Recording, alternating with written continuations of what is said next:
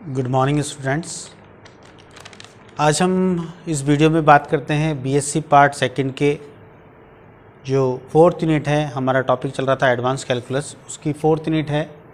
उसके लिए नई बुक है हमारी वेक्टर कैलकुलस, और वेक्टर कैलकुलस का जो फर्स्ट टॉपिक है वो है वेक्टर डिफरेंशिएशन। इस बुक में हम दो टॉपिक की बात करेंगे, एक तो वेक्टर डिफरेंशिएशन और एक वेक्टर इंटीग्रेशन। टोटल 4 चैप्टर हैं इस किताब के। 2 टॉपिक जो हैं हमारे वो वेक्टर डिफरेंशिएशन पर बेस्ड हैं, और दो चैप्टर हैं हमारे वो वेक्टर इंटीग्रेशन पर बेस्ड हैं। तो पहले हम बात करते हैं आज वेक्टर डिफरेंशिएशन की। तो वेक्टर डिफरेंशिएशन समझने से पहले हम ये जान लेते हैं कि वेक्टर फंक्शन और स्केलर फंक्शन क्या होते हैं। तो सबसे पहले हम बात करते हैं डेफिनेशन ऑफ स्केलर फंक्शन।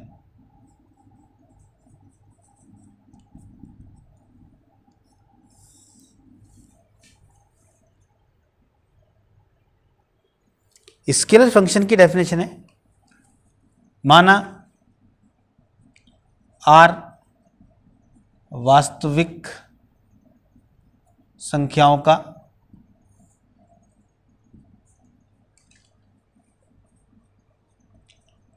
समुच्चय है तथा डी सबसेट है आर का। यदि टी बिलोंग करता है डी को, डी का कोई एलिमेंट ले लिया हमने, के संगत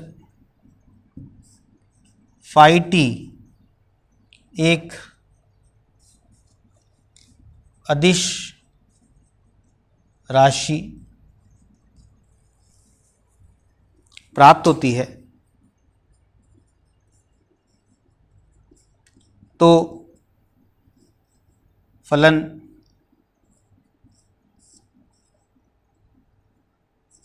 फाई टी को टी का अदिश फलन कहते हैं।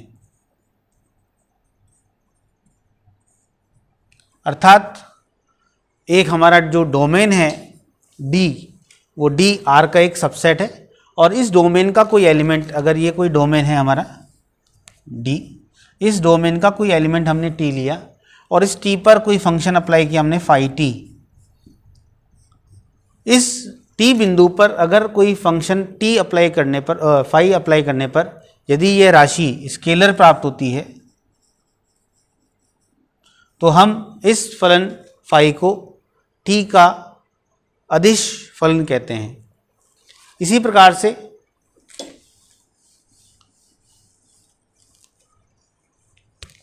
वेक्टर फंक्शन की डेफिनेशन है सदिश फलन।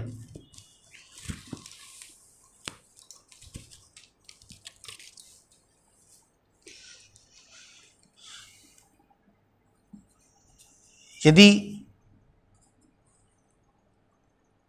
प्रत्येक t बिलोंग्स टू d के संगत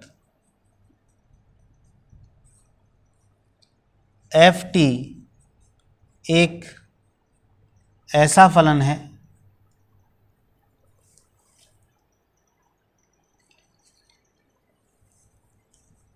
या हम ऐसे कह सकते हैं, यदि प्रत्येक t बिलोंग टू d के संगत एफ टी एक सदिश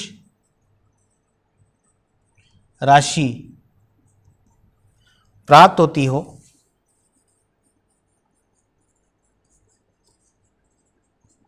तो फलन एफ टी को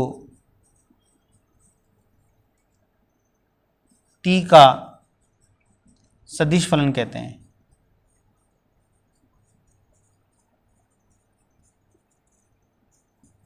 means scalar function is a function when we apply this function over any element of the domain, then the result will be scalar quantity. and the vector function is a function applying over any element of the domain, then the result will be a vector quantity, then this is called vector function. So scalar function और vector function क्या होते हैं? Scalar function में यदि कोई function किसी भी domain के एलिमेंट पर अप्लाई करने पर हमें स्केलर क्वांटिटी या अदिश राशि प्राप्त होती है तो उसे स्केलर फंक्शन कहते हैं। और अगर हम किसी डोमेन के एलिमेंट पर फंक्शन अप्लाई करने पर अगर जो रिजल्ट मिल रहा है, हमें जो क्वांटिटी मिल रही है वो अगर वेक्टर क्वांटिटी मिलती है तो उस केस में उसे हम वेक्टर पॉइंट फंक्शन कहते हैं या वेक्टर फंक्शन कहते हैं।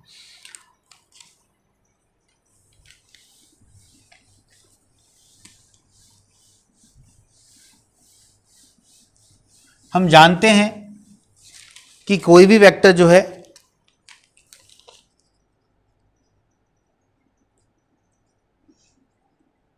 किसी वेक्टर या सदिश को तीन असमतलीय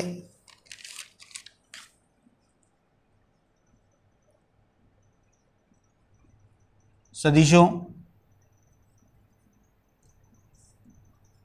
के एक घात संचय मीन्स लीनियर कॉम्बिनेशन के रूप में लिखा जा सकता है।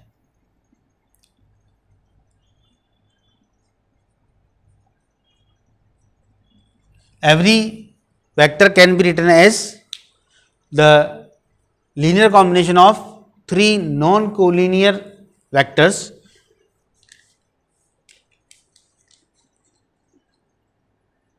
अतः यदि एफ टी कोई हमारा वेक्टर है, ये वेक्टर फंक्शन है, तो एफ टी को हम तीन कंपोनेंट के फॉर्म में लिख सकते हैं।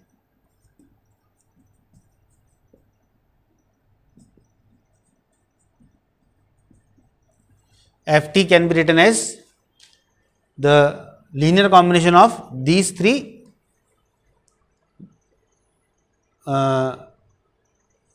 components I f1t plus j f2t plus k f3t, जहाँ f1t f2t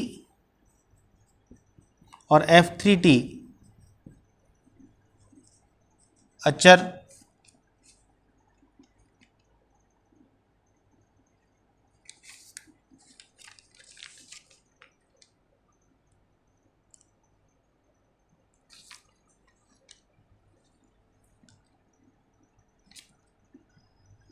अदिश फलन है।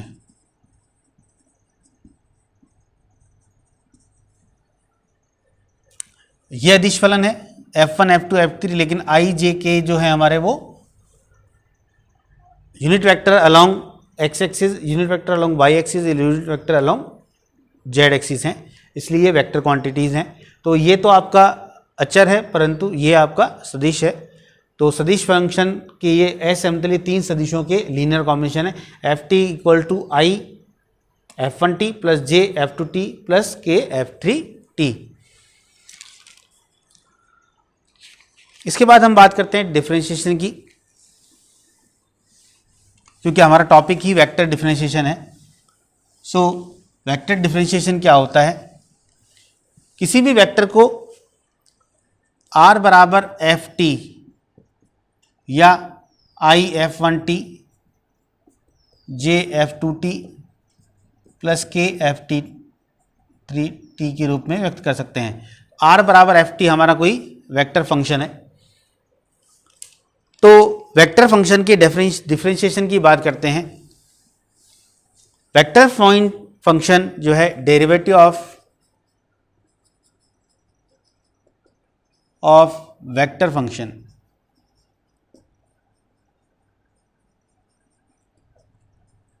जिस प्रकार से हम पूर्व कक्षाओं में डेरिवेटिव की डेफिनेशन पढ़ के आए हैं, वही डेरिवेटिव की डेफिनेशन यहाँ पर भी है, परंतु यहाँ पर और पहले वाले टॉपिक में जो डिफरेंस है वो वेक्टर का डिफरेंस है।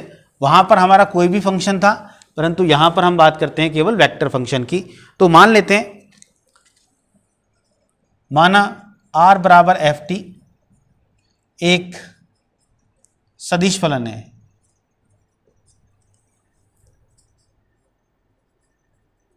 हमने मान लिया कि r बराबर एफ टी जो है एक सदिश फलन है। माना t में लघु वृद्धि करने पर r में लघु वृद्धि डेल्टा t में लघु वृद्धि डेल्टा t करने पर r में डेल्टा r वृद्धि होती है।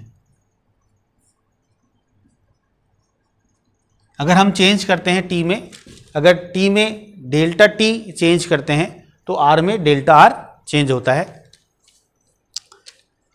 तो डेल्टा r बराबर F of T plus delta T minus F T होगा। अब हम अनुपात की बात करते हैं। Delta R upon delta T, जब डेल्टा टी टेंस टू 0 हो तो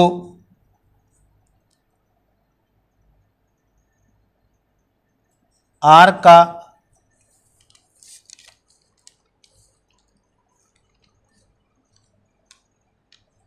तो उसे आर का टी के सापेक्ष सदिश अवकलज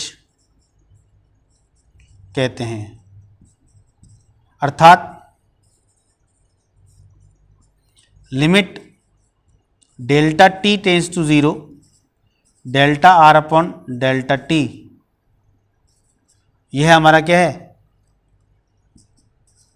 D R by D T होता है। अर्थात delta R upon delta T means rate of change in R with respect to T. सदिश आर में टी के सापेक्ष परिवर्तन की दर जो है वही हमारा D R by D T होता है। और यहाँ पर डेल्टा टी टेंस टू 0 जो है वो उसका लिमिटिंग वैल्यू है। अगर कोई फंक्शन एफ टी है हमारा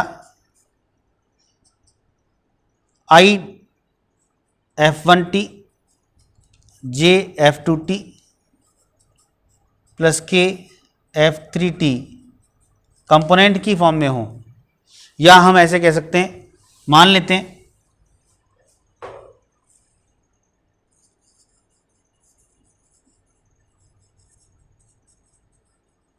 कंपोनेंट फॉर्म की बात करते हैं। माना r बराबर X I plus Y J plus Z K, यह हमारा कोई सदिश दिया हुआ है।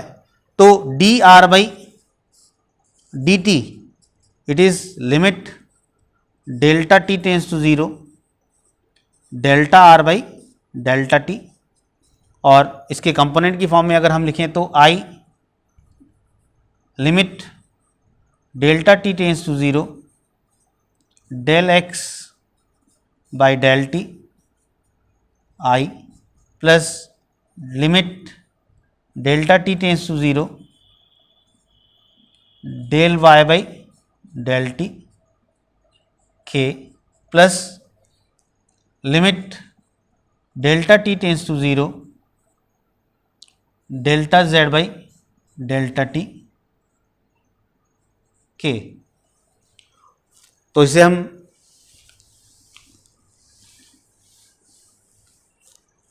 इस प्रकार से लिख सकते हैं, D R by D T equals to I, और ये जो हमारा कंपोनेंट है वो है D X by D T plus J D Y by D T plus K D Z by D T. तो ये हमारा कंपोनेंट की फॉर्म में, यदि r बराबर X I plus Y J plus Z के कोई कंपोनेंट फॉर्म में वेरिएबल हमें वेक्टर दे रखा है, तो उस वेक्टर का जो डेरिवेटिव होता है D R by D T, उसे हम D X by D T plus I D X by D T plus J D Y by D T plus K D Z by D T रूप में व्यक्त करते हैं। कल हम vector derivative की कुछ प्रॉपर्टीज़ की बात करेंगे। वेक्टर डेरिवेटिव की प्रॉपर्टीज़, कुछ थ्योरम्स हैं इसकी, और डायरेक्शनल डेरिवेटिव क्या होता है। Thank you very much.